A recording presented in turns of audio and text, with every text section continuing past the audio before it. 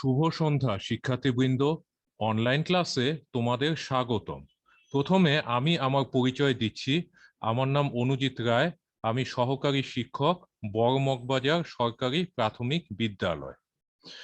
আমাদের বিদ্যালয়টি সরকারি প্রাথমিক বিদ্যালয় হলেও বিদ্যালয়টি নিম্ন মাধ্যমিক সংযুক্ত। অষ্টম শ্রেণীর আমি একজন গণিত শিক্ষক। গণিতে আজকে যে বিষয়টি তোমাদের সাথে আলোচনা করব সে অধ্যায়টি হচ্ছে প্যাটার্ন, এবং প্যাটার্ন সংক্রান্ত যে বিষয়বস্তুটি হচ্ছে ম্যাজিক স্কোয়ার। ম্যাজিক স্কোয়ার সম্পর্কে আমি ইতিমধ্যে একাধিক ক্লাস আমি নিয়েছি। আজকে আমি তোমাদেরকে দেখাবো জোড় ক্রমের ম্যাজিক বর্গ কিভাবে গঠন করতে হয়। তাহলে সবাই খাতা কলম নিয়ে একটু উপস্থিত থাকো এবং মনোযোগ সহকারে আমার ক্লাস পর্যবেক্ষণ করবে এবং প্রয়োজনীয় অংশটুকু নোট করতে ভুলবে না। আর যদি কোনো প্রশ্ন থাকে আমাকে অবশ্যই জানাবে। সবাই একটু স্লাইডে মনোযোগ দাও। এই যে অষ্টম শ্রেণী, এই যে বিষয় হচ্ছে গণিত, পাটিগণিত, কারণ প্যাটার্ন অধ্যায়টি গণিত শাস্ত্রের পাটিগণিত শাখার অন্তর্ভুক্ত। এরপর হচ্ছে যে প্রথম অধ্যায় প্যাটার্ন, ঠিক আছে। আর নিচে আমার নাম আর পদবি তোমরা দেখতে পাবে। এই যে অনুজিত রায়, সহকারী শিক্ষক, বড় মগবাজার সরকারি প্রাথমিক বিদ্যালয়, তেজগাঁও, ঢাকা।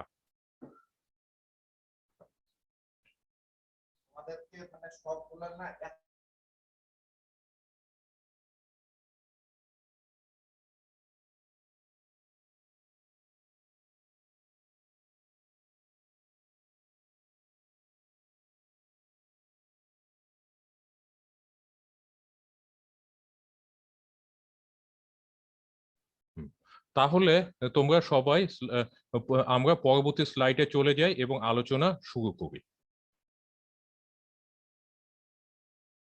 এই যে প্রথম অধ্যায় তোমরা দেখতে পাচ্ছ, এই যে এটি হচ্ছে প্রথম অধ্যায়, আর অধ্যায়টির নাম হচ্ছে প্যাটার্ন। আচ্ছা, এখন এর আগের ক্লাসে আমি যে বিজোড় ক্রমের ম্যাজিক বর্গ কিভাবে গঠন করা যায় একটি 7 ক্রমের ম্যাজিক বর্গের উদাহরণ দিয়ে দেখালাম, এবং এবং ওই পদ্ধতিতে যে কোনো বিজোড় ক্রমের ম্যাজিক বর্গ গঠন করা যাবে। আজ আমি তোমাদেরকে যেটা দেখাবো যে জোড় ক্রমের ম্যাজিক বর্গ কিভাবে গঠন করা যায়। ঠিক আছে, তাহলে সবাই একটু মনোযোগ সহকারে আমার ক্লাসটি লক্ষ্য করো। এই যে জোড় ক্রমের ম্যাজিক বর্গ গঠন। আচ্ছা, এখন যোগ সংখ্যা তোমরা অবশ্যই জানো যে যেসব সংখ্যার একক স্থানীয় অঙ্ক 2, 4, 6, 8 অথবা 0, সেই সংখ্যাগুলোকেই কি যোগ সংখ্যা বলা হয়। আর ম্যাজিক বর্গ গঠন করতে গেলে অন্তত মিনিমাম 3 ক্রমের ম্যাজিক বর্গ হওয়া দরকার, কিন্তু 3 একটি বিজোড় সংখ্যা।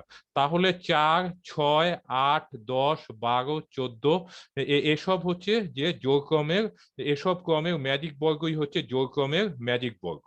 ঠিক আছে, এখন দেখো যে জোড় ক্রমের ম্যাজিক বর্গ গঠনের জন্য দুটি পদ্ধতি আছে। আচ্ছা, একটি হলো 4-এর গুণিতক সংখ্যক ছকের জন্য। এখন 4-এর গুণিতক কোনগুলো, মানে 4-এর নামটায় যেসব সংখ্যা আসে, যেমন 4 একে কি 4, তাহলে 4 ক্রমের ম্যাজিক বর্গটি হচ্ছে যে একটি 4-এর গুণিতক ম্যাজিক বর্গ। আবার 4 দুগুণে 8, 8 ক্রমের ম্যাজিক বর্গটাও হচ্ছে যে জোড় ক্রমের আরেকটি ম্যাজিক বর্গ। 3 4 12, সেটিও হচ্ছে যে জোড় ক্রমের ম্যাজিক বর্গ। তাহলে এখানে দেখো যে একটি হলো 4-এর গুণিতক সংখ্যক ছকের জন্য, যেমন 4 ক্রমের, 8 ক্রমের, 12 ক্রমের ইত্যাদি। ঠিক আছে, আচ্ছা, এবং আরেকটি হলো 4-এর গুণিতক বাদে অন্য যোগ সংখ্যাগুলোর জন্য, মানে যেই সমস্ত যোগ সংখ্যা মানে ওই 4 দিয়ে বিভাজ্য নয়, যেমন 6 ক্রমের, 10 ক্রমের, 14 ক্রমের, এগুলির জন্য হচ্ছে যে এটা হচ্ছে যে এইটা হচ্ছে আরেকটি পদ্ধতি। কিন্তু আজকে আমি যে ক্লাসটা নিব সেটা হচ্ছে যে যেসব যোগ সংখ্যা 4 দ্বারা বিভাজ্য তাদেরই আমি একটি সংখ্যাকে নিয়ে সে নিয়ে উদাহরণ হিসেবে আমি জোড় ক্রমের ম্যাজিক বর্গ গঠন করব। ঠিক আছে, তাহলে তোমরা দরকার পড়লে এই অংশটুকু একটু খাতায় নোট করে নাও। ঠিক আছে, নোট করা হলে আমাকে বলবে।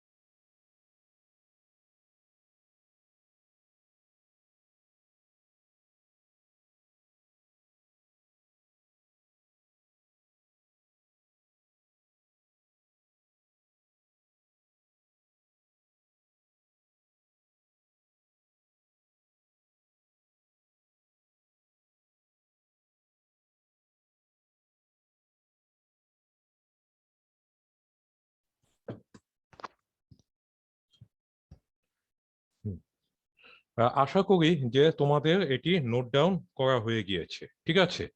আচ্ছা, তাহলে এবার তোমরা এই আজকের আলোচনার পরবর্তী অংশটুকু তোমরা একটু দেখো, ঠিক আছে। আর যাদের নোট করতে একটু বেশি সময় লাগে তারা প্রয়োজনে স্ক্রিনশট নিয়ে নেবে, ঠিক আছে। ওকে,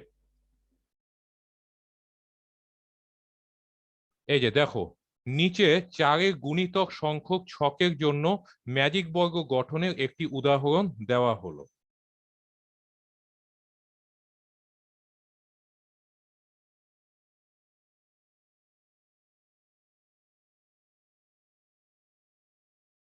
আচ্ছা, তাহলে তোমরা একটু দেখো যে নিচে চার ক্রমের ম্যাজিক বর্গ যে একটি চারের গুণিতক। এখন চারের গুণিতক কোনগুলো? যেমন 4 একে 4, তারপর 4 2 8, 3 4 12। তাহলে আজকে আমি 8 ক্রমের ম্যাজিক বর্গ গঠনটি তোমাদেরকে আমি দেখাবো, ঠিক আছে। তাহলে পার্টিসিপেন্টরা তোমরা সবাই একটু মনোযোগ সহকারে দেখো। এর আগের ক্লাসে আমি 7 ক্রমের ম্যাজিক বর্গ দেখিয়েছিলাম বিজোড় ক্রমে। আজকে চারের গুণিতক জোড় ক্রমের ম্যাজিক বর্গ গঠন আমি দেখাবো, ঠিক আছে। আচ্ছা, তাহলে তোমরা একটু অ্যাটেনশন দাও। এই যে মনে করি 8 ক্রমের একটি ম্যাজিক বর্গ গঠন করতে হবে। তাহলে দেখো যে 8 কি, চারের নামতে 8 যায়, তাহলে 8 ক্রমের ম্যাজিক বর্গ অবশ্যই তাহলে 8 অবশ্যই চারের গুণিতক। তাহলে এবং সেটা দেখো যে এখন ম্যাজিক যোগফল নির্ণয়ের সূত্র অনুযায়ী আমরা যখন ম্যাজিক বর্গ নিয়ে প্রথম ক্লাসটা করেছিলাম, তখন কিন্তু আমি একটি সূত্র বলেছিলাম যে একটা এন ক্রমের ম্যাজিক বর্গ গঠনের সূত্র। এন ক্রমের ম্যাজিক বর্গ গঠনের ক্ষেত্রে যেটা হবে যে এন সংখ্যক সারির মধ্যে প্রত্যেকটা সারি বরাবর এবং প্রত্যেকটা কলাম বরাবর এবং প্রত্যেকটি কর্ণ বরাবর যে সংখ্যাগুলো থাকবে সেই সংখ্যাগুলো যোগফল অবশ্যই পরস্পর সমান হতে হবে, ঠিক আছে। এবং সেটির একটি সূত্র কিন্তু আমি বলেছিলাম যে এন ক্রমের ম্যাজিক, এবং ওই যোগফলটিকেই বলা হয় কি, ম্যাজিক যোগফল, ঠিক আছে। এবং সেটির একটি সূত্র আছে, N into within first bracket N square plus 1 divide ভাগ 2, ঠিক আছে। তাহলে এখানে 8 ক্রমের যেহেতু ম্যাজিক বর্গ, তাহলে এন এর মান কি, 8। তাহলে আমরা এখন ওই ম্যাজিক যোগফলের ওই সূত্রটি এখানে কাজে লাগাবো। এই যে দেখো, 8 ক্রমের ম্যাজিক বর্গের যোগফল। আচ্ছা, এখন এখানে দেখো সমান 260। তার মানে এই মাঝখানে খালি ঘর জায়গাটাতে একটি সূত্র কিন্তু এখানে বসবে, ঠিক আছে। তাহলে আমরা দেখো যে সূত্রটা, এই যে এখানে এন এর জায়গায় 8 লিখেছি, ফার্স্ট ব্র্যাকেটের জায়গায় ফার্স্ট ব্র্যাকেট, এন স্কোয়ারের জায়গায় 8 স্কোয়ার লিখেছি, +1 ব্র্যাকেট ক্লোজ ভাগ 2, ঠিক আছে। তাহলে দেখা যাবে যে এটা হিসাব করে এবং তোমরা এটা 260 লিখেছি, কিন্তু তোমরাও যদি এটা সরলীকরণ করো তাহলে কিন্তু দেখবা এটা 260 হবে। তাহলে 8 ক্রমের ম্যাজিক বর্গের ম্যাজিক যোগফল হচ্ছে 260। তার মানে যে ওই ম্যাজিক বর্গের সংখ্যাগুলোকে আমাকে এমন ভাবেই বিন্যাস করতে হবে যেন প্রত্যেকটি সারি বরাবর যোগফলও 260 হবে, প্রত্যেকটি কলাম বরাবর যোগফলও 260 হবে, এবং প্রত্যেকটি কর্ণ বরাবর যোগফলও তাহলে 260 হবে, ঠিক আছে। আচ্ছা, তাহলে তোমরা একটু দেখো যে, আচ্ছা, এই যে তাহলে লেখাটা একটু মনোযোগ দাও। আচ্ছা, তাহলে শিক্ষার্থীরা তোমরা এই প্রথম প্যারাটুকু তোমরা লিখেছো, এবার দ্বিতীয় প্যারাটুকু তোমরা একটু খাতায় লিখতে থাকো, ঠিক আছে, যে নিচে থেকে শুরু করে এই যে চিত্রের ন্যায়, ঠিক আছে। আচ্ছা, তোমাদেরকে এবং লেখাটা একটু দ্রুত শেষ করবে, কারণ আমাদেরকে পরবর্তী আলোচনায় অগ্রসর হতে হবে, এবং লেখা হলে আমাকে কিন্তু বলবে, ঠিক আছে।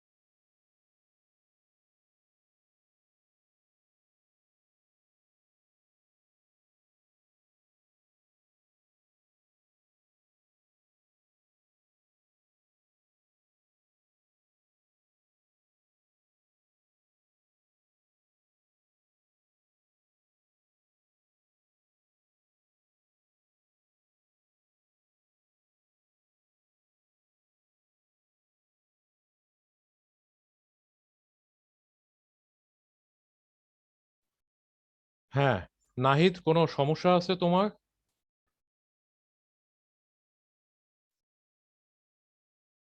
আচ্ছা, ঠিক। ও ঠিক আছে, আশা করি সমস্যা নাই। আচ্ছা, তাহলে শিক্ষার্থীরা, তোমরা আশা করি যে দ্বিতীয় অংশটুকু তোমরা কিন্তু খাতায় কিন্তু লিখেছো, ঠিক আছে। আচ্ছা, এখন তারপরে একটু বলি, 8 ক্রমের ম্যাজিক বর্গ, তার মানে এটাকে কি 8 বাই 8, তাই না? তাহলে আমাদেরকে 8 বাই 8 অর্থাৎ আট আটা কত, 64টি ক্ষুদ্রতম বর্গের বিভক্ত করতে হবে। কারণটা হচ্ছে যে ওই যে বর্গটিকে আমরা করব সেটিকে অবশ্যই আমরা যে যে 8টি সারি এবং 8টি কলামে বিভক্ত করব। তাহলে একটি সারিতে যদি 8টি ঘর থাকে, তাহলে 8টি সারিতে কি, তাহলে 8 গুণ 8, তাহলে 64টি তাহলে ঘর থাকবে, মানে 64টি ক্ষুদ্রতম বর্গ থাকবে। এবং প্রথম বর্গ এবং প্রথমে বর্গসমূহকে যথাক্রমে 1 থেকে 64 পর্যন্ত স্বাভাবিক সংখ্যা দিয়ে চিহ্নিত করতে হবে। কারণ যেহেতু এখানে 64টিটা বর্গ, তাহলে এই বর্গগুলোকে অবশ্যই আমাদেরকে শনাক্ত করতে হবে।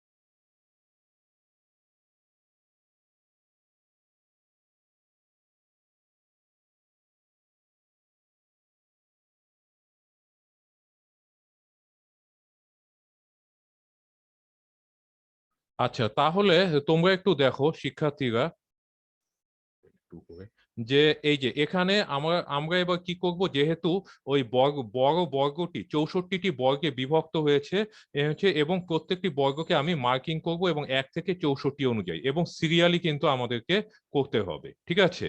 তাহলে তোমরা একটু দেখো নিচে বর্গটি একটু দেখো। এই যে দেখো, একটা বিরাট একটা বর্গ কিন্তু তোমরা কিন্তু এখন দেখছো, ঠিক আছে। আচ্ছা, এখন তোমরা দেখো যে এই বর্গটিকে দেখো, এই যে দেখো এখানে, এবং আমি বলেছি যে 64টি বর্গক্ষেত্র, দেখো এই যে এইখানে 1 2 3 4 5 6 7 8, তাহলে এইটা তাহলে দেখো এখানে তাহলে 1 2 3 4 5 6 7 8, 8টি কলাম। আবার সারিও যদি দেখো 1 2 3 4 5 6 7 8, এখন একটা সারিতে বা একটা কলামে দেখো 1 2 3 4 5 6 7 8, 8টা বর্গ। তাহলে 8টা সারিতেও তাহলে 8 8 64টা বর্গ, এবং তোমরা যদি হিসাব করো তাহলেও কিন্তু দেখবা 64টি হয়। তবে তোমাদের হিসাব করতে হবে না, কারণ আমি প্রথমেই বলেছি যে বর্গগুলোকে আমি 1 থেকে 64 পর্যন্ত সিরিয়ালি মার্কিং করব। এই যে দেখো, এবং কিভাবে তুমি সংখ্যাগুলো বসাবে সেটা একটা আমি অ্যারো সাইন দিয়ে দেখাচ্ছি। এই যে অ্যারো সাইনটা, এই যে দেখো অ্যারো সাইনটা, তার মানে বাম থেকে এটা ডান দিকে কিন্তু আমাদের মার্কিংটা করতে হবে। এটা আসলে আর কিছুই না, তোমরা যখন পরীক্ষা খাতায় যখন লেখো, তখন যেমন বাম থেকে ডান দিকে লেখো, এবং ডান দিকে যখন জায়গা না হয় আবার নিচের লাইন থেকে লেখা শুরু করো, ব্যাপারটা অনেকটা এরকম। এই যে দেখো, এই যে দেখো বাম থেকে ডান, এই যে 1 2 3 4 5 6 7 8 হয়েছে। এখন 8-এর পরবর্তী সংখ্যা কি, 9।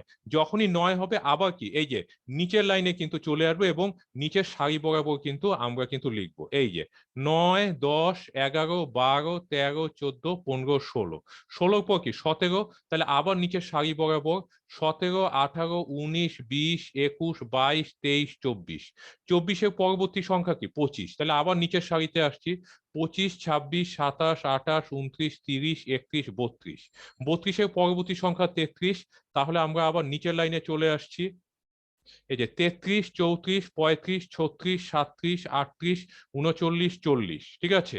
40-এর পরবর্তী সারি কোনটি দেখো? 41, 42, 43, 44, 45, 46, 47, 48। 48-এর পরবর্তী হচ্ছে এই যে 49, 50, 51, 52, 53, 54, 55, 56। 56 পরবর্তী দেখো 57, 58, 59, 60, 61, 62, 63, 64।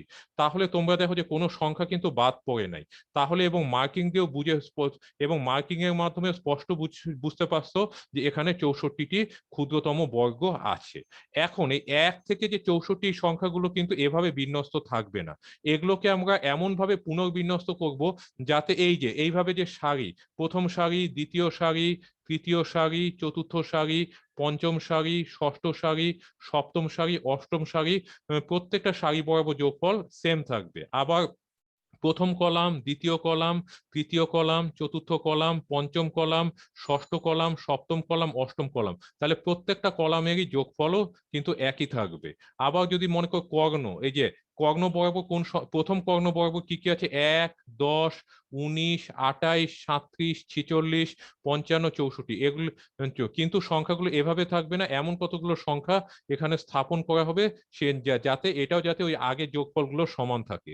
দ্বিতীয় কলাম, এই যে দ্বিতীয় কলামের ক্ষেত্রেও একই কথা প্রযোজ্য। এবং যোগফল আর কিছুই হবে না, একটু আগে যে সূত্র দিয়ে যে ম্যাজিক যোগফলটি বের করলাম, প্রত্যেকটি সারি, প্রত্যেকটি কলাম এবং প্রত্যেকটি কর্ণ বরাবর ম্যাজিক যোগফল 260 কিন্তু হবে, ঠিক আছে, হতে হবে, না হলে কিন্তু এটি 8 ক্রমের ম্যাজিক বর্গ হবে না। এখন প্রশ্ন হলো যে, এবং আমি আগেই বলেছি যে 8 হচ্ছে 4 গুণিতক একটি সংখ্যা। এখন প্রশ্ন হলো যে তাহলে আমরা 8 ক্রমের ম্যাজিক বর্গ কিভাবে গঠন করব, ঠিক আছে। আচ্ছা, তাহলে তোমরা এবার তাহলে তোমরা একটা কাজ করো যে খাতার মধ্যে তোমরা এই বর্গটি আঁকো এবং এবং আমি যেভাবে বিভক্ত করেছি সেভাবে বিভক্ত করো এবং উপরে একটা যে এই রাইট অ্যারো সাইনটা একটা দিয়ে নাও এবং তোমরা আমি যেভাবে মার্কিং করেছি সেভাবেই তোমরা দ্রুত মার্কিং করবে এবং আশা করি যে 5 মিনিটের বেশি সময় নেবে না, ঠিক আছে। তাহলে মার্কিং করার পর আমি এবার পরবর্তী সমাধান শুরু করব।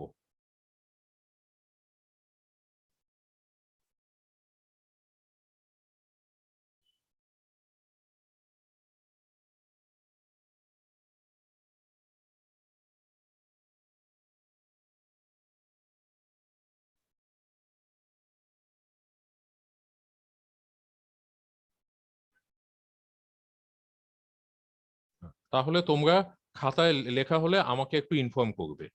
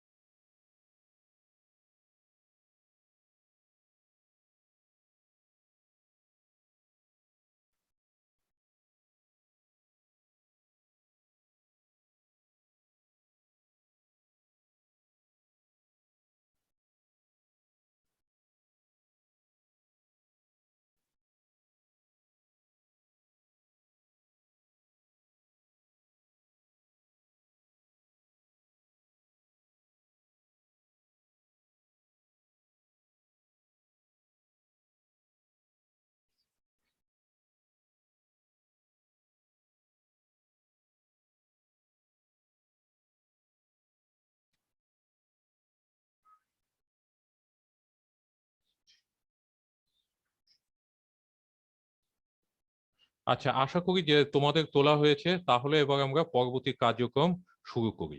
ঠিক আছে, তাহলে তোমাদের আশা করি এই ছকটি খাতায় লেখা আছে, ঠিক আছে। এবার তোমরা দেখো পরবর্তী ধাপটি। আচ্ছা, এখন তোমরা এইটি একটু এবার দেখো যে এইটা একটু দেখো, এই যে এখানে কি আছে যে আগের যে বর্গটি তোমরা খাতায় লিখেছো সেটি আমি একটু ছোট করে লিখলাম, ওই যে 1 থেকে 64 পর্যন্ত আছে, ঠিক আছে।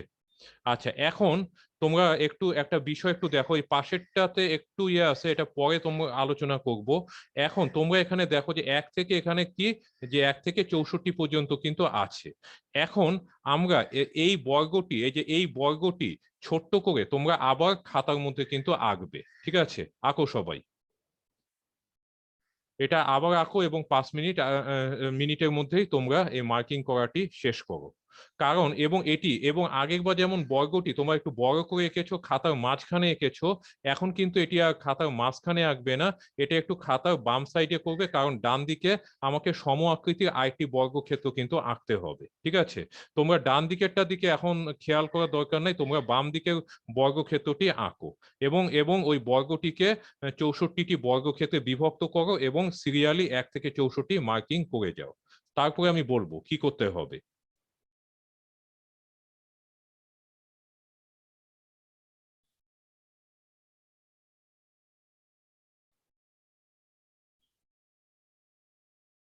আচ্ছা, আশা করি তোমাদের এটা হয়ে গিয়েছে।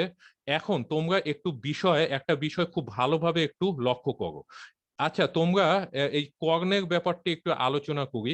যেমন তোমরা একটা বিষয় তোমরা জানো যে একটা চতুর্ভুজের কিন্তু যে কোনো চতুর্ভুজের কিন্তু দুটি কর্ণ আছে। কর্ণটি হচ্ছে যে চতুর্ভুজের যে কোনো দুটি বিপরীত শীর্ষবিন্দু সংযোজন যোগকারী যে রেখাংশটিকে সেটিকেই চতুর্ভুজের কর্ণ বলে। মানে একটা চতুর্ভুজের তোমরা জানো যে 4টি শীর্ষবিন্দু কিন্তু আছে। এখন এই 4টি শীর্ষবিন্দুর মধ্যে মনে করো বাম দিকের উপরের শীর্ষবিন্দুর সাথে ডান দিকের শীর্ষবিন্দু যদি সংযুক্ত করো, তাহলে একটি মানে স্কেল দিয়ে যদি সংযুক্ত করো, তাহলে কিন্তু দেখা যাবে এটি অবশ্যই একটি কর্ণ হবে। আবার তোমরা যদি একটা চতুর্ভুজের যে এই ডান দিকের উপরের শীর্ষবিন্দুর সাথে বাম দিকের নিচের শীর্ষবিন্দু যদি যদি স্কেল দিয়ে সংযুক্ত করো, যে রেখাংশটি পাওয়া যাবে সেটি তাহলে আরেকটি কর্ণ হবে। তাহলে এই যে তোমরা যে এই যে 1 থেকে 64 একদম সিরিয়ালি অঙ্কন করা যে বিরাট যে বর্গক্ষেত্রটি এঁকেছো, সেটির তাহলে আমরা একটি কর্ণ আমরা এঁকে নিই। এই যে আমার পয়েন্টারটা দেখো, পয়েন্টারটা যে উপরে বাম দিকে একটা শীর্ষবিন্দু আছে, নিচে ডান দিকে আরেকটি শীর্ষবিন্দু কিন্তু আছে। তাহলে এখন আমরা এই যে এই উপরে বাম দিকের শীর্ষবিন্দু এবং নিচের ডান দিকের শীর্ষবিন্দু এখন আমরা কিন্তু যোগ করি। তোমরা তো ইতিমধ্যে 1 থেকে 64 পর্যন্ত সিরিয়ালি লিখেছই, দেখো একটু। এই যে দেখো একটা কালো একটা কর্ণ কিন্তু কোনাকুনি ভাবে একটা কর্ণ কিন্তু আমরা এঁকেছি, ঠিক আছে? তাহলে দেখো যে এই বর্গটি দুটি ত্রিভুজে কিন্তু বিভক্ত হয়েছে, ঠিক আছে? তাহলে প্রথম কর্ণটি তোমরা কিন্তু দেখতে পেয়েছো। এইবার তোমরা কিন্তু এবার দ্বিতীয় কর্ণটি কিন্তু দেখবে, ঠিক আছে?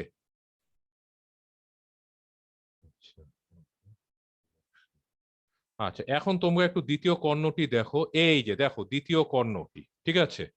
আচ্ছা, এখন তোমরা একটু দেখো, এই যে তাহলে আমরা দেখো যে এই বর্গটি আমি দুটি কর্ণ কিন্তু আমরা ইতিমধ্যে এঁকে ফেলেছি।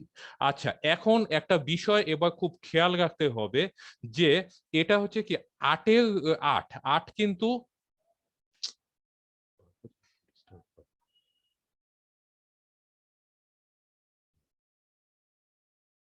আচ্ছা, এইখানে একটু দেখো যে এই 8 8 কিন্তু হচ্ছে যে 4-এর গুণিতক। আমি কিন্তু বারবার বলছি যে 8 হচ্ছে 4-এর গুণিতক। আচ্ছা, এখন 8 যেহেতু 4-এর গুণিতক, 8কে 4 দিয়ে ভাগ করলে কত হয়? 2 হয়। তার মানে আমাকে যেটা করতে হবে যে যে এই যে কর্ণ, হ্যাঁ, কর্ণ বরাবর মানে এই যে 2 ক্রমের যে বর্গগুলোকে আমাকে চিহ্নিত করতে হবে। এই যে এখন 2 ক্রমের মানে হচ্ছে কি যে যে সারি বরাবর দুইটা সারি দুইটা কলাম, তার মানে 2 দুগুণে কত? 4। তার মানে হচ্ছে যে 4টি আমাকে এমন বর্গগুলো নিতে হবে যে যেটি 4টি বর্গক্ষেত্রে 4টি ছোট ছোট বর্গক্ষেত্রে বিভক্ত। এখন দেখো এই যে কর্ণটা শুরু হয়েছে কি 1 2 3 4, এই যে তার মানে হচ্ছে যে এবং এই যে তাহলে এই যে আমি দেখো যে পয়েন্টারটা কিভাবে ঘুরাচ্ছি, তাহলে এটা কিন্তু অবশ্যই একটি বর্গক্ষেত্র এবং এই বর্গক্ষেত্রটি কিন্তু যে দুই দুই ক্রমের একটি কিন্তু বর্গক্ষেত্র, কারণ এই বর্গক্ষেত্রটি 1 2 3 4 4টি ছোট বর্গে কিন্তু বিভক্ত হয়েছে এবং ওই বর্গটি কর্ণটি কিন্তু এই বৃহৎ কর্ণেরই একটি অংশ, ঠিক আছে? তাহলে আমরা এটাকে একটু মানে এই ম্যাজেন্টা বা মেরুন কালারের ডিজাইন দিয়ে আমি বর্গটিকে চিহ্নিত করি। এই যে চিহ্নিত করলাম, দেখতে পেয়েছো? এই যে এইটা, কেন আমি 2/2 ক্রমের বর্গ নিচ্ছি, কারণ 8কে 4 দিয়ে ভাগ, 8 যেহেতু 4-এর গুণিতক এবং 8কে 4 দিয়ে ভাগ করলে 2 হয়, তাহলে আমি কর্ণ বরাবর যেই 2 ক্রমের যে বর্গগুলো সেগুলোকে আগে আমি চিহ্নিত করব। এইবার দেখো এই যে তাহলে কর্ণ বরাবর প্রথম বর্গটিকে চিহ্নিত করেছি, আবার কর্ণ বরাবর দেখো 1 2 3 4, মানে আমি এমন বর্গগুলোকে চিহ্নিত করব যেই বর্গের ভিতর দিয়ে এই এই কালো রঙের এই কর্ণটি যাচ্ছে, এবং সেটি অবশ্যই 4 ভাগে বিভক্ত হতে হবে। তাহলে এবার দেখো দ্বিতীয় বর্গটি, এই যে দেখো এটি হচ্ছে যে দ্বিতীয় বর্গক্ষেত্র, ঠিক আছে। এই যে কর্ণটি কিন্তু এটি দিয়ে যাচ্ছে। এবার দেখো যে এই কর্ণটি আবার দেখো 1 2 3 4, এই যে 1 2 3 4, এই যে তৃতীয় বর্গক্ষেত্রটি তোমরা দেখেছো, এগুলো কিন্তু প্রত্যেকটা কিন্তু মেরুন কালারের, এবং প্রত্যেকটা বর্গের বর্ডার গুলো কিন্তু সব মেরুন কালারের, এবং প্রত্যেকটা বর্গ কিন্তু যে যে 4টি ছোট ছোট বর্গে কিন্তু বিভক্ত হয়েছে। এবার দেখো শেষেরটি 1 2 3 4, তাহলে এই যে দেখো এই যে এই 4টি এই যে কোনাকুনি বর্গগুলোকে আমি চিহ্নিত করেছি, এবং প্রত্যেকটি বর্গগুলো বিশেষত্ব হচ্ছে প্রত্যেকটি বর্গ 4টি ছোট ছোট বর্গক্ষেত্রে বিভক্ত, এবং এই প্রত্যেকটি বর্গের ভিতর দিয়ে কিন্তু ভিতর দিয়ে কিন্তু কর্ণটি কিন্তু চলে গিয়েছে, ঠিক আছে। আচ্ছা, এইবার দ্বিতীয় কর্ণগামী যে বর্গগুলোকে এখন আমি এবার চিহ্নিত করি। প্রথম কর্ণগামী বর্গগুলোকে চিহ্নিত করলাম, এবার দ্বিতীয় কর্ণগামী বর্গগুলোকে আমি চিহ্নিত করছি। এই যে দেখো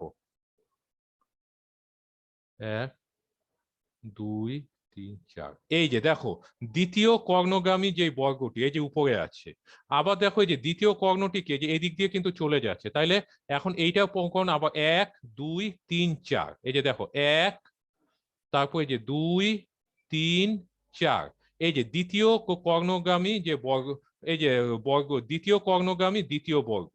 এবার দ্বিতীয় কর্ণগামী তৃতীয় বর্গ, এই যে কর্ণটা এদিক দিয়ে গেছে, তাহলে 1 2 3 4, তাহলে এই 4টা বর্গক্ষেত্র নিয়ে গঠিত বর্গটিকে এখন আমি চিহ্নিত করব।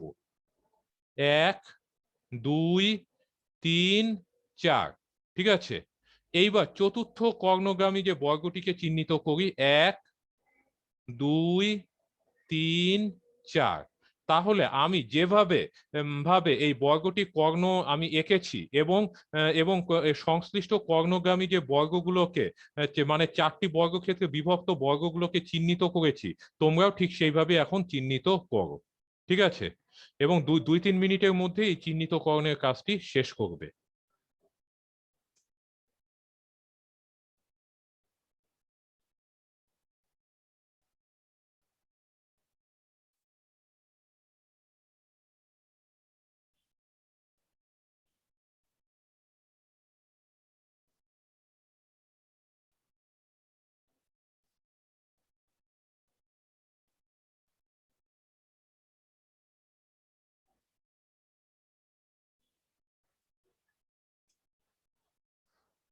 আচ্ছা, ঠিক আছে।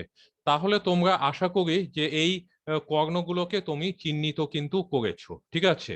আচ্ছা, এইবার এখন আমি এবার দেখো যে পরবর্তী কাজটি আমি কি করব, তোমরা একটু খেয়াল করো যে এইবার তোমরা পাশেরটির দিকে একটু তাকাবে। আচ্ছা, এখন তোমরা এবার দেখো পাশের চিত্রটি, এটি আশা করি যে এটির কাজ তোমরা শেষ করেছো। আচ্ছা, এই যে এবার দেখো এই যে এখানে কিন্তু একটা অ্যারো সাইন কিন্তু দেওয়া আছে। অ্যারো সাইন মানে আমি যেটা করব যে এই বর্গটিকে আমি একটু মডিফাই করব, ঠিক আছে। মানে বর্গের যে সংখ্যাগুলোকে আমি একটু পুনর্বিন্যাস কিন্তু করব, ঠিক আছে। তাহলে তোমরাও তোমাদের খাতার মধ্যে এরকম একটি অ্যারো সাইন দিয়ে রাখো।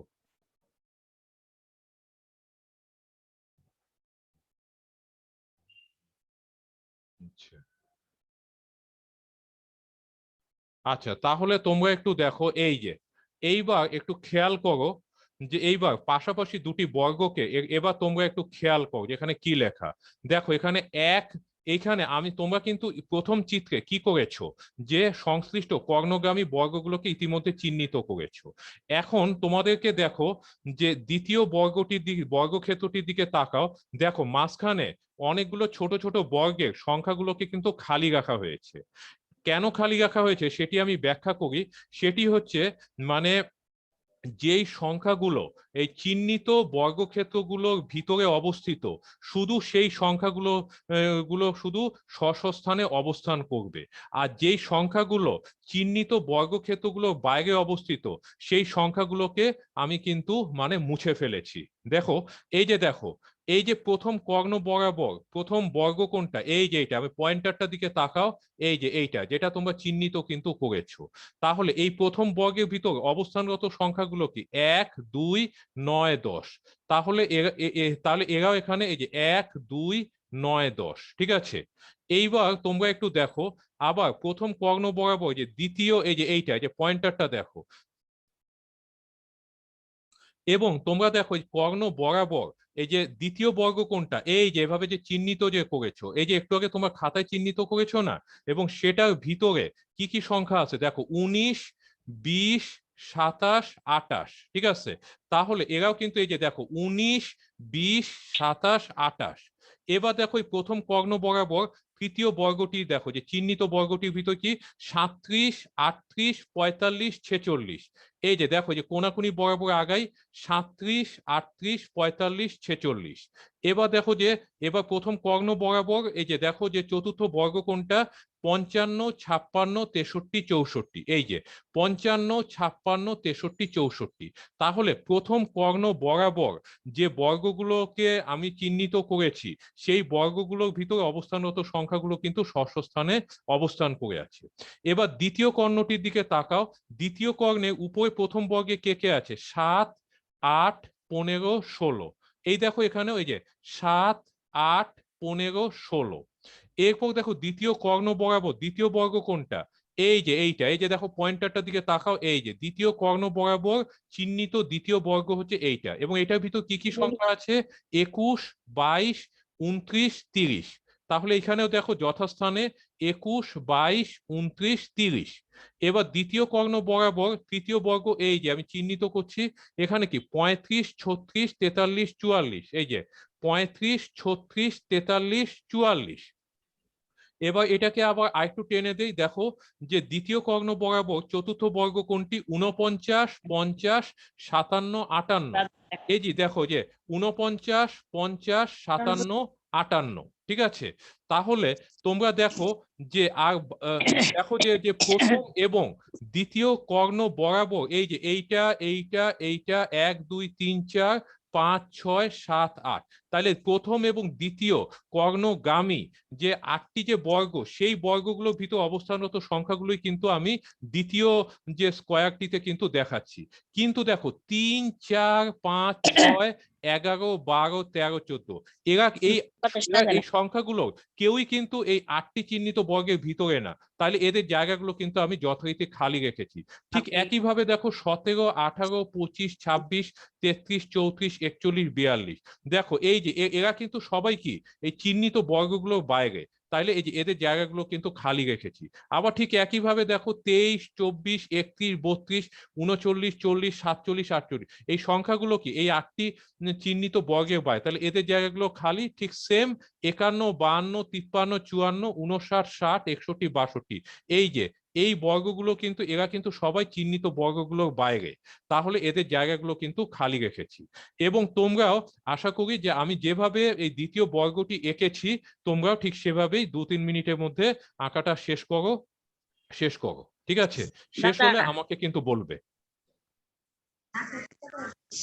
হ্যাঁ, এটা তাহলে তোমার দ্বিতীয়।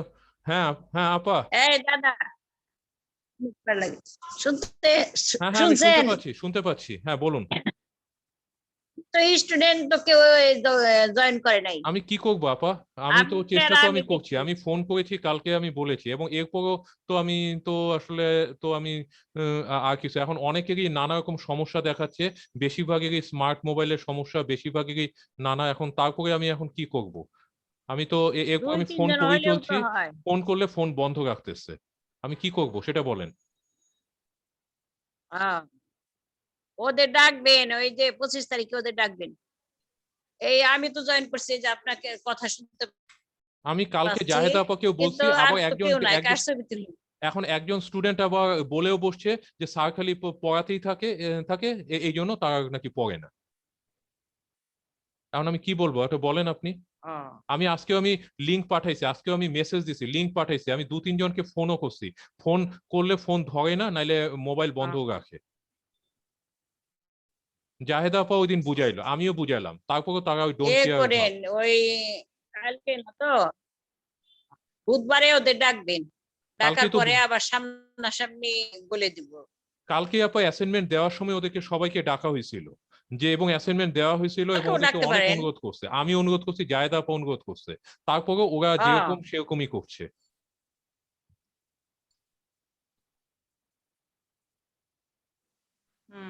এই তো এখন 2-1 জন জয়েন করলেই হয়ে যেত, 2-4 জন জয়েন করলে 7-এ যখন বারবার আবার করে দিয়ে 7-এরটাতে দিতাম যখন প্রিয় জয়েন ম্যাডাম। করবো আবার তখন দেখবেন যে মিনিমাম 3 জন জয়েন করে 7-এরটাতে, সবাই না করলেও 3 জন করে, কিন্তু আচ্ছা 8-এরটাতে আপা ওইটার সময় কেউই করছে না।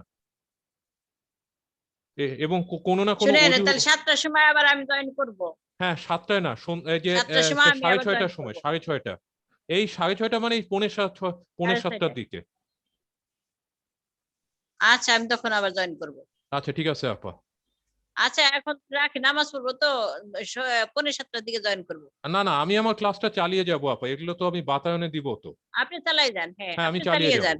হ্যাঁ আচ্ছা আচ্ছা ঠিক আছে, তাহলে শিক্ষার্থীরা তোমরা তাহলে এটি একটু দেখো যে এখানে এই যে, তাহলে তোমরা এই যে দ্বিতীয় যে ঘরটি সেগুলি তোমরা কিন্তু এখন দেখতে পাচ্ছ, ঠিক আছে।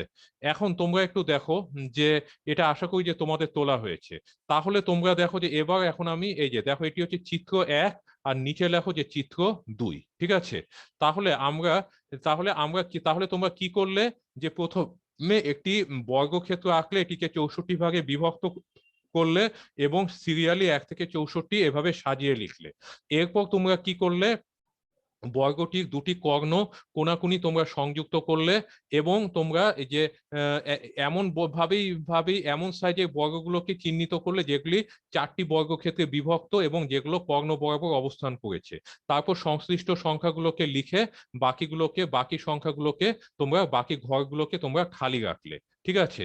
এবং এটি বর্ণনায় তোমরা একটু নিচে দেখো, এই যে প্রথম এই বাম ও উপরের প্রথম ধাপ, এই যে চিত্র 1, বাম ও উপরের দিক থেকে প্রথম কর্ণ বরাবর 2 ক্রমের বর্গগুলোকে চিহ্নিত করি। এই যে বাম এবং উপর, এই যে বাম এবং উপর থেকে যে কর্ণ, এই যে বাম দিকে উপর থেকে ডান দিকের নিচে, এই যে কর্ণ বরাবর, এই যে দেখো এই যে এইটা, তারপর যে এইটা, তারপর এই যে এইটা, তারপর এইটা, এই যে 2 ক্রমের বর্গগুলোকে চিহ্নিত করলাম। ঠিক একইভাবে ডান এবং নিচে, এই যে ডান, আচ্ছা ডান কোন দিকে, এই যে ডান দিকে এবং নিচে, যে এই দিক দিয়ে আরেকটা কর্ণ গেছে, এখানেও এই 1টা 2টা 3টা 4টা, তাহলে এটা চিত্র 1 কিন্তু আমাদের হলো, ঠিক আছে। এবং যেটি আমি বর্ণনা করলাম সেটি কিন্তু তোমরা এখানে দেখছো। এবার দ্বিতীয় চিত্রে দেখো, কেবলমাত্র চিহ্নিত বর্গসমূহের ভিতরে অবস্থানগত সংখ্যাসমূহকে যথাস্থানে পূরণ করে বাকি সংখ্যাগুলোকে খালি রেখে দেই।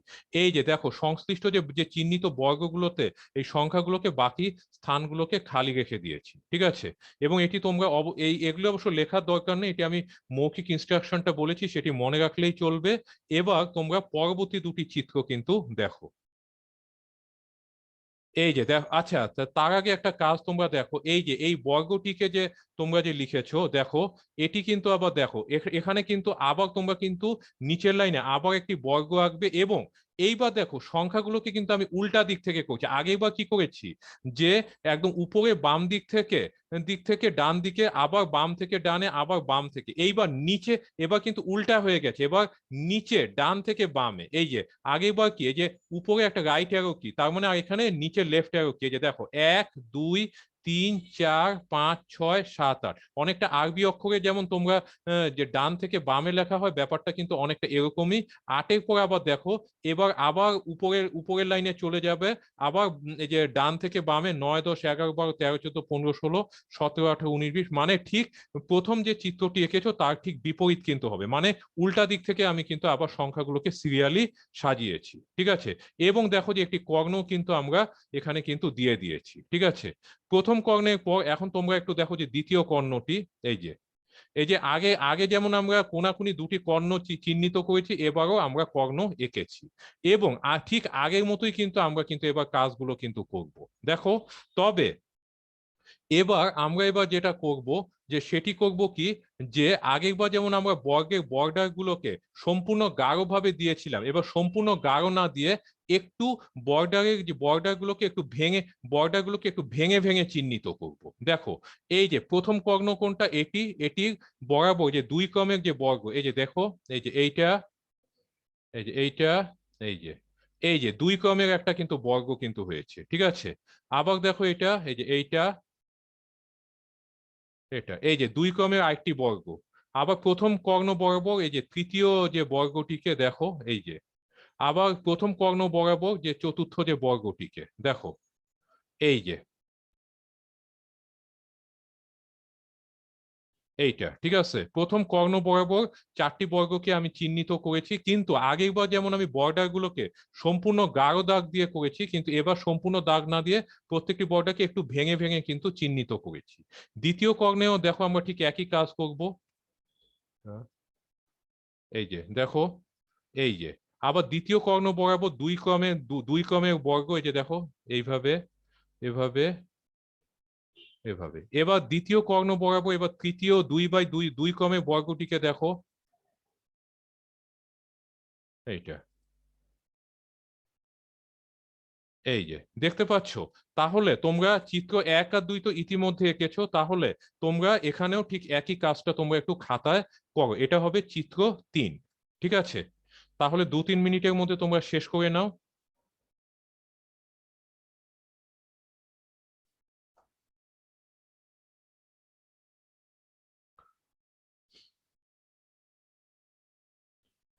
আচ্ছা, তাহলে তোমরা একটু দেখো যে এবার পাশে, আচ্ছা, আশা করি যে তোমাদের এটা কিন্তু হয়েছে।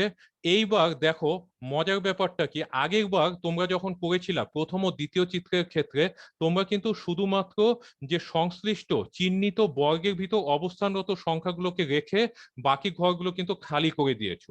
এবার কিন্তু আমরা ঠিক উল্টোটা করব। তার মানে এখন যে তৃতীয় চিত্রে সংশ্লিষ্ট যে চিহ্নিত বর্গ গুলোর ভিতর যে সংখ্যাগুলো অবস্থিত, সেই সংখ্যাগুলোকে বাদ দিয়ে এবার বাকি সংখ্যাগুলোকে সংশ্লিষ্ট স্থানে কিন্তু বসাবো। ঠিক আগের কাজের বিপরীত কাজটি কিন্তু আমরা করব। এই যে চিত্র 3, থেকে যে তীর চিহ্নটি দেখো, এই যে দেখো, এই যে তোমরা একটু দেখো ব্যাপারটি। আচ্ছা, এই যে প্রথম বর্গে কি 64, 63, 56, 55 আছে কিনা, কিন্তু কিন্তু আমি কি বলেছি, যে চিহ্নিত বর্গ বহির্ভূত সংখ্যাগুলোকে খালি যথাস্থানে আমরা রাখবো, আর চিহ্নিত বর্গগুলোর ভিতর অবস্থানরত সংখ্যাগুলোকে আমি বাদ দিব। দেখো, এই যে প্রথম বর্গের ভিতর কে কে ছিল, 64, 63, 56, 55। দেখো, এই যে 64, 63 দেখছো এখানে কিন্তু খালি আছে, কিন্তু তার বহির্ভূত কে আছে, 62, 61, 60, 59। এই যে দেখো, 62, 61, 60, 59, ঠিক আছে। এইবার দেখো যে এবার এই বর্গটির ভিতরে যে সংখ্যাগুলো এগুলো কিন্তু খালি আছে। তারপর দেখো 54, 53, এই যে 54, 53। এরপর দেখো 52, 51, এই যে দেখো 52, এই যে 52, 51, ঠিক আছে। আবার দেখো 50, 49 যেহেতু বর্গের ভিতরে তাদেরকে বাদ রেখেছি।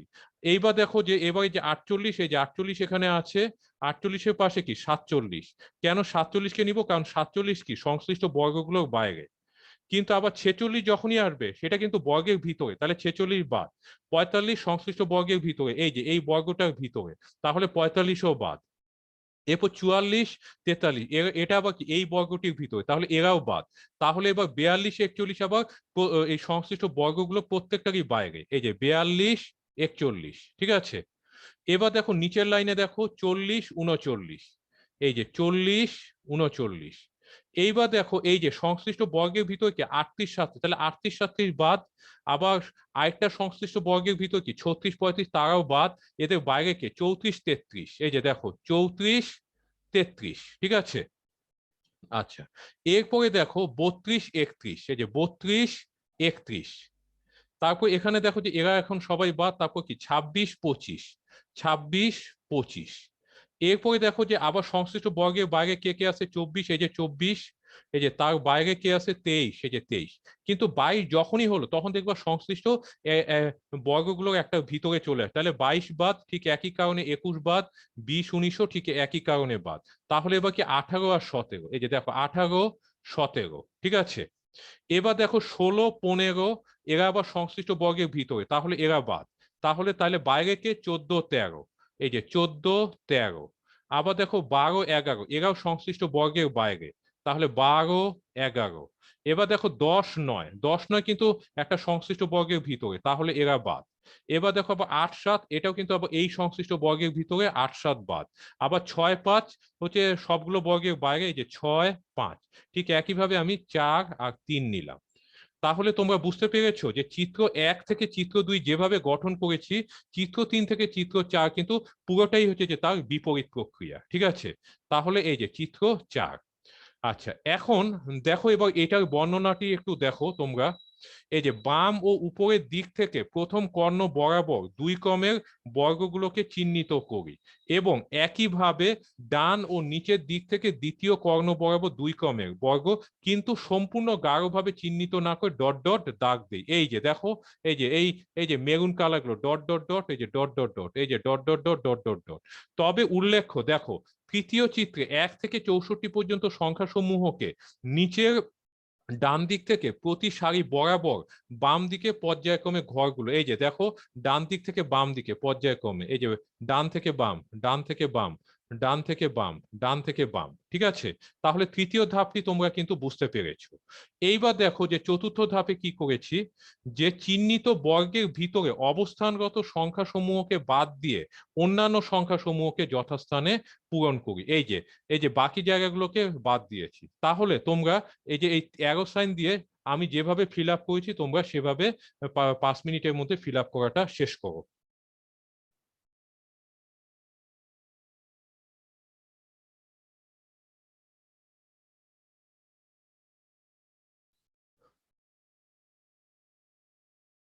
আচ্ছা, আশা করি তোমাদের ফিল আপ করা হয়ে গিয়েছে। এবার পরবর্তী স্লাইডটি একটু দেখো। এই যে তোমরা দ্বিতীয় চিত্রটি যে তোমাদের খাতায় আঁকা হয়েছে সেটিকে আবার আঁকো, আবার চতুর্থ চিত্রটিকেও খাতায় কিন্তু আঁকো, ঠিক আছে। দেখো দ্বিতীয় চিত্র আর চতুর্থ চিত্র দেখো পাশাপাশি কিন্তু আছে। এখন আমরা এবার কি করব, এই দুইটা চিত্রকে সমন্বয় করে কিন্তু আমি একটা নতুন কিন্তু একটা বর্গ, 8 ক্রমের বর্গ কিন্তু গঠন করব, ঠিক আছে। দেখো এই যে দ্বিতীয় চিত্রে চিত্রে দেখো যে এই যে আহ, উম, এই যে 1 2 9 10 এখানে, কিন্তু চতুর্থ চিত্রে কিন্তু এই ঘরগুলো খালি। আবার মানে দ্বিতীয় চিত্রে যেই বর্গগুলো ফিল আপ করা আছে, চতুর্থ চিত্রে আবার সেগুলো ফিল আপ করা নাই। আবার চতুর্থ চিত্রে যেই ক্রমে যেই অবস্থানে বর্গগুলোকে ফিল আপ করা আছে, দ্বিতীয় চিত্রে আবার সেগুলো নেই। তাহলে আমরা এবার এই দুটোকে সমন্বয় করে আমরা কিন্তু এবার ঘর, প্রত্যেকটা ঘরকে কিন্তু ফিল আপ করবো, ঠিক আছে। তাহলে দ্বিতীয় আর চতুর্থ চিত্র তোমরা পাশাপাশি অঙ্কন করেছো আশা করি। এখন তোমরা একটু দেখো যে কি হয়। এই যে তাহলে এখানে তার আগে মৌখিকভাবে বলি, তাহলে এখানে 1 2, কিন্তু এখানে কিন্তু দেখো এই যে পাশাপাশি 1 2 3 4 এই চারটা ঘর কিন্তু ফিল আপ করার নাই। কিন্তু এখানে আবার ওই চারটা ঘরে কি কি আছে, 62 61 60 51, তাহলে এখানে হবে 62 61 60 51, ঠিক আছে। আবার ঠিক একইভাবে দেখো 9 10, এই যে এখানে 9 10 আছে, কিন্তু এখানে আবার চারটা ঘর, তাহলে 54 53 52 51 এভাবে। বা আমি বিপরীত ভাবে বলতে পারি যে চতুর্থ চিত্রতে যে 1 2 আছে, এখানে 1 2 পূরণ করব, আবার ওই সাইডে 9 10 পূরণ করব, আচ্ছা দুঃখিত 7 8 পূরণ করব, আবার এখানে 9 10 পূরণ করব, এখানে 15 16 করব। আচ্ছা, তাহলে তোমরা এই দুটোকে সমন্বয় করে দেখো কি ধরনের বর্গ হয়। এই যে দেখো, চিত্রদ্বয়কে সমন্বয় করলে 8 ক্রমের ম্যাজিক বর্গ গঠন করা যায়। সেক্ষেত্রে ম্যাজিক বর্গটি হবে নিম্নরূপ, এবং সঠিকতা যাচাইয়ের জন্য প্রত্যেক সারি বরাবর, প্রত্যেক স্তম্ভ বরাবর এবং কোনাকুনি বরাবর যোগফল প্রদর্শন করা হয়েছে। দেখা গিয়েছে প্রত্যেকটি যোগফলই সূত্র হতে প্রাপ্ত ম্যাজিক যোগফলের সমান হয়েছে। তাহলে আমরা এই কথাটার সপক্ষে আমরা এখন প্রমাণ দেখি। তো তাহলে তোমরা বুঝতে পেরেছো যে নতুন বর্গটি কিরূপ হবে। এই যে দেখো তোমরা সবাই, এই যে দেখো, এই যে প্রথম তৃতীয় দ্বিতীয় এবং চতুর্থ চিত্র সমন্বয় করে কিন্তু এটি করা হয়েছে। দেখো 1 2 32 31, তারপর এভাবে কিন্তু এগুলোকে পূরণ কিন্তু করা হয়েছে। ঠিক আছে, এখন তোমরা একটু দেখো এই যে এবার এই সংখ্যাগুলোকে যোগফলটিকে তোমরা একটু কিন্তু দেখো এখানে দেখো এই যে এই সংখ্যাগুলোকে তোমরা যদি এই যে পাশাপাশি যোগ করো দেখো যে কত হয়। এই যে আমি একটা অ্যারো সাইনটা দিয়েছি, এই যে দেখো। এইবার দেখো অ্যারো সাইনের পাশে দেখো এই যে এই পাশাপাশি সংখ্যাগুলোকে যোগ করো, দেখো যোগফল কিন্তু 260 হয়। এবার দ্বিতীয় সারি বরাবর যদি যোগ করো 9 10 54 53 52 51 15 16, এই যে দ্বিতীয় সারির যোগফলগুলোকে পাশাপাশি যোগ করো, দেখো অ্যারো সাইন দেই, দেখো এই যে। আচ্ছা আমি আগে অ্যারো সাইন দিয়ে নেই, এই যে অ্যারো সাইন গুলো আমি দিলাম। এবার দেখো দ্বিতীয় ক্রমেরটিতে দেখো এই যে 260 হয়েছে। এবার তৃতীয় সারির যোগফল গুলোতে এই যে দেখো আমি ক্লিক করলাম, 260 হয়েছে। এবার চতুর্থ সারির যোগফল বরাবর দেখো এই যে 260 হয়েছে। এবং তোমরা কিন্তু নিজেরাই কিন্তু এটা হিসাব করলে দেখবা, এগুলো যোগ করলে কিন্তু দেখবা যে 260 কিন্তু হয়। তোমরা নিজেরাও কিন্তু মিলিয়ে দেখতে পারো। এই যে দেখো আবার এখানেও এই যে 260। আবার এই যে দেখো সপ্তম সারির ক্ষেত্রেও এই যে 260 এবং শেষ সারির ক্ষেত্রেও 260। তাহলে প্রত্যেকটি সারি বরাবর যে সংখ্যাগুলো অবস্থান করেছে করেছে প্রত্যেকটি সারির সংশ্লিষ্ট যোগফলই কিন্তু 260। এবার কলামগুলো তোমরা একটু দেখো, এই যে এই যে প্রথম কলাম বরাবর 260। এবার দ্বিতীয় কলামে দেখো 2 10 47 39 31 23 50 48 কলাম বরাবর যোগ করো 260। এবং তৃতীয় কলাম বরাবর যদি যোগ করো তারপর 260, চতুর্থ কলাম বরাবর যোগ করো 260, পঞ্চম কলম বরাবর যোগ করো 260, ষষ্ঠ কলাম বরাবর 200, আচ্ছা এই যে দুঃখিত এই যে 260। আবার সপ্তম কলাম বরাবর দেখো 260, অষ্টম কলাম বরাবর 260। দেখতে পেয়েছো? তাহলে দেখো যে প্রত্যেকটা সারি বরাবর সংখ্যাগুলো যোগফল 260, আবার প্রত্যেকটা কলাম বরাবর সংখ্যাগুলো যোগফল 260। এবার কোনাকুনি আমি যোগ করি 1 10 19 28 37 46 55 64, তাও তোমরা এগুলো খাতায় বা ক্যালকুলেটরে হিসাব করো, তাও কিন্তু দেখবে 260। এই যে এবার এই কর্ণ বরাবর এই কোনাকুনি বরাবর বা এই কর্ণ বরাবর 8 15 22 29 36 43 50 57 এটা যোগ করো, এটাও কিন্তু 260 হয়েছে। তাহলে দেখা যায় প্রত্যেকটি সারি বরাবর যোগফল 260, প্রত্যেকটি কর্ণ বরাবর যোগফল 260, আবার প্রত্যেকটি কলাম বরাবর যোগফল 260। তাহলে বোঝা গেছে যে এটি অবশ্যই একটি 8 ক্রমের ম্যাজিক বর্গ কিন্তু হয়েছে। ঠিক আছে, এবার তোমরা একটু পরবর্তী স্লাইডটি একটু দেখো। এই যে সুতরাং এটি হচ্ছে 8 ক্রমের ম্যাজিক বর্গটি নিম্নরূপ হবে তাহলে এইটি হচ্ছে একটি 8 ক্রমের ম্যাজিক বর্গ। ঠিক আছে, আশা করি তোমরা এটি খাতায় তুলেছো।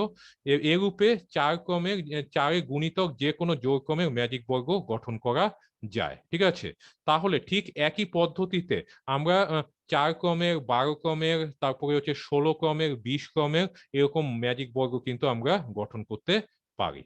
ঠিক আছে, তাহলে শিক্ষার্থীরা যে এই করোনাকালীন পরিস্থিতিতেও তোমরা যে অনলাইন ক্লাসে নিয়মিত অংশগ্রহণ করছো সেজন্য তোমাদেরকে আমি আন্তরিকভাবে ধন্যবাদ জানাচ্ছি।